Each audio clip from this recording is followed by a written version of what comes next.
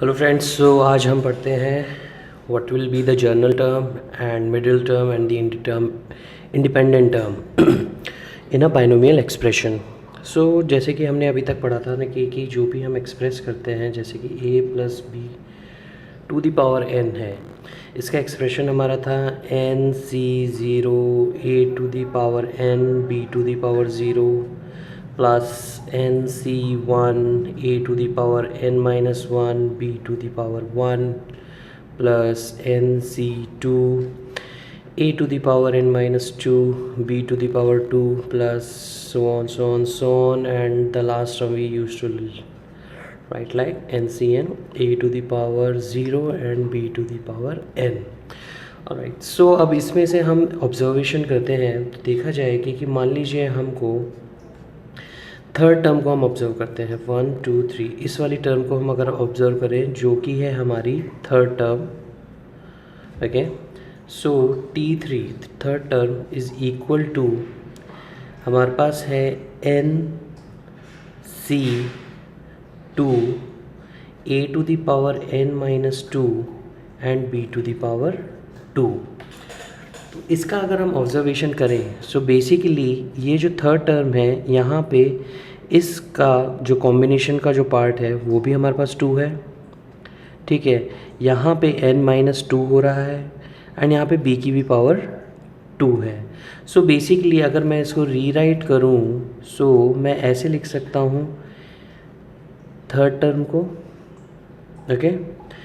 जैसे कि t2 plus one is equal to n c two a to the power n minus two and b to the power two, okay. So basically देखा जाए कि अगर मैं 2 की जगह अभी r रख देता हूँ सो बेसिकली हमारे पास फिर उसके बाद क्या मिलेगा कि t r plus one is equal to n c r, okay, a to the power n minus r and b to the power r, okay. So this will become my general term expression, okay. So let's suppose मेरे को किसी ने बोला इसी expression में what will be the ninth term, okay. So मैं 9 को कैसे लिखूँगा, 9 is equal to 8 plus 1, so basically t 8 plus 1 which will be the ninth term is going to be nc 8 a to the power n minus 8 and b to the power 8, okay. इसी प्रकार से अब हम next concept पढ़ते हैं what is the middle term, okay.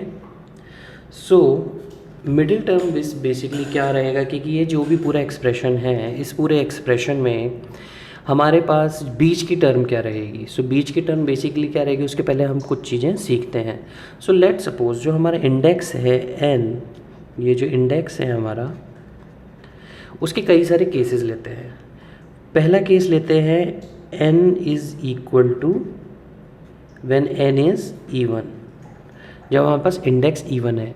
सो जैसे कि हमने बाइनोमियल की एक प्रॉपर्टी और इन ऑब्जर्वेशंस में हमने पढ़ा था कि अगर हमारे पास इंडेक्स अगर n है तो terms will be n plus one, okay. For index n terms will be number of terms will be n plus one. So that means अगर हमारे पास इवन है n, अगर हमारे पास इवन है, इंडेक्स इवन है, तो हमारे पास number of terms will be odd, agree, alright. So basically हमारे पास इस तरीके से रहेगा कि कहने का मतलब यहाँ पे 1 2 3 4 5 6 7 है, तो दैट मीन्स इंडेक्स 6 था हमारे पास, तो इसकी मिडिल टर्म कौन सी टर्म हो जाएगी, fourth term basically. So for middle term के लिए हम लिखते हैं जब n इवन केस है so middle term will be n by 2 plus 1th term, okay. And let suppose हमारे पास n ऑड है, ओके। अगर n ऑड है हमारे पास so number of terms will be evens 1 2 3 4 5 6 7 8। Let suppose हमारे पास n इज़ इक्वल टू 7 है इस समय पे, तो हमारे पास 8 टर्म हो गई। सो 1, इसकी मिडिल टर्म आप देखोगे तो कोई सी भी नहीं मिल रही है हमारे को। सो इस केस में हम क्या करते हैं, हम दो मिडिल टर्म ले लेते हैं, हम इन दोनों को ले लेंगे, ठीक है। सो बेसिकली हमने 3 इधर छोड़ दी, 3 इधर छोड़ दी, बाकी की 2 हमने ले ली। सो व्हेनेवर n ऑड रहेगा तो उस समय पे हमारे पास मिडिल टर्म्स मिलेंगी 2, ओके। सो वो मिडिल टर्म 2 कैसे रहेगी, तो देखो यहाँ पे n 7 था तो पहली टर्म कौन सी हुई, 4th। So basically the first term will be n + 1/2, okay. And दूसरी टर्म कौन सी होगी, n + 1/2 + 1th टर्म। बेसिकली इस तरीके से हमारे पास मिडिल टर्म्स मिलेंगी। तो ये एक हमारी एक आइडेंटिटी बन गई है, ठीक है। सिमिलरली अगर हमें एक एग्जांपल ले इन्हीं फॉर्मूला से, so basically let suppose index 89 दिया हुआ है हमको किसी का।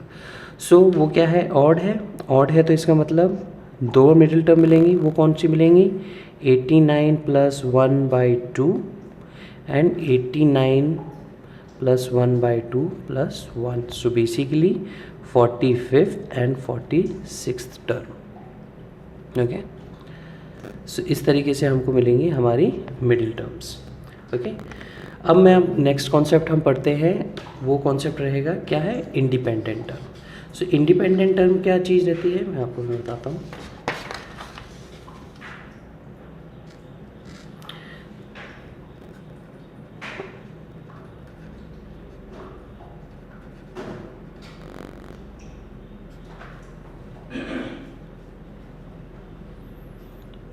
ऑलराइट, सो इंडिपेंडेंट टर्म हमारी कैसे रहती है, इंडिपेंडेंट टर्म बोलते हैं अ टर्म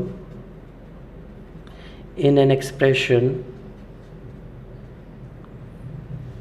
और I would say in binomial we will have an expansion which does not have any index, और I would say simple होगा अंडरस्टैंड करना, पावर फॉर x और any x y anything, okay. So basically अगर a + b जो है उसकी power अगर हमारे पास मान लीजिए n है, ठीक है, x बोल लीजिए या फिर कोई सा भी टर्म है इसमें, वो उसमें a और b जो अननोन वेरिएबल्स हैं उसकी पावर 0 होनी चाहिए बेसिकली। सो एक ऐसी टर्म जिसमें a और b दोनों 0 हों, की पावर 0 हो, basically they will serve as 1, okay. So हमने जैसे कि बताया था कि हमारे पास एक जनरल टर्म थी TR + 1 = NCR a⁻n - r and b⁻r, okay. So independent term में क्या रहेगा कि it will serve only coefficient, और इसको इस तरीके से लिख लें, and it will serve only coefficient, okay. So basically ये टर्म हमको 1 करनी है। इस टर्म को 1 हम कब कर सकते हैं, जब n - r = 0 हो, ओके, एंड r = ईदर 0 हो, ठीक है। सो देखा जाए तो अगर हम एक एक्सप्रेशन लेते हैं x + 1/x to the power 8, okay. So अगर हम इसको लेंगे तो x + 1/x की पावर 8 को अगर हम लेते हैं तो इसमें आप देखिएगा कि इसकी जनरल टर्म कैसे लिखी जाएगी, TR + 1 = NCR x to the power n minus r and 1/x to the power r। अब हमको क्या करना है, दोनों x के साथ हैं तो x की पावर बेसिकली क्या हो गई है यहाँ पे, अगर इसको जनरल टर्म को हम आगे लिखते हैं तो NCR x to the power n की जगह अभी हम क्या लिख लेते हैं 8 minus r and x to the power यहाँ पे भी माइनस r हो जाएगी, 1/x है इस वजह से। So basically 8CR x to the power, इन दोनों को प्लस करने पे 8 माइनस 2r। ओके, अब हमको कोएफिशिएंट ही कैसे मिलेगा, केवल when we will have this as a zero.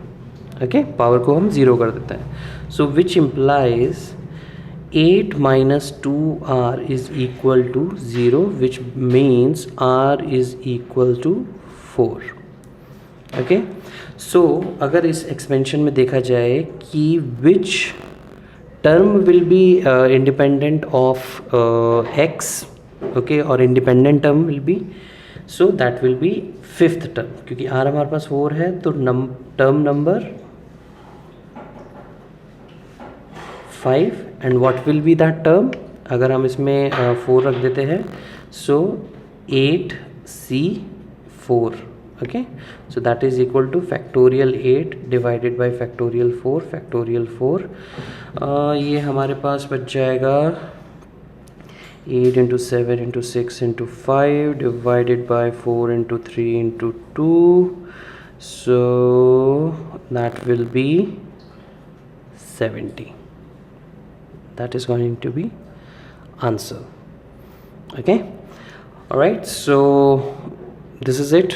आज हमने पढ़ा है अपना general term of binomial theorem, जो कि किस तरीके से रिप्रेजेंट की जाती है, ठीक है, और इसका बहुत यूज़ है एक्चुअली, ठीक है।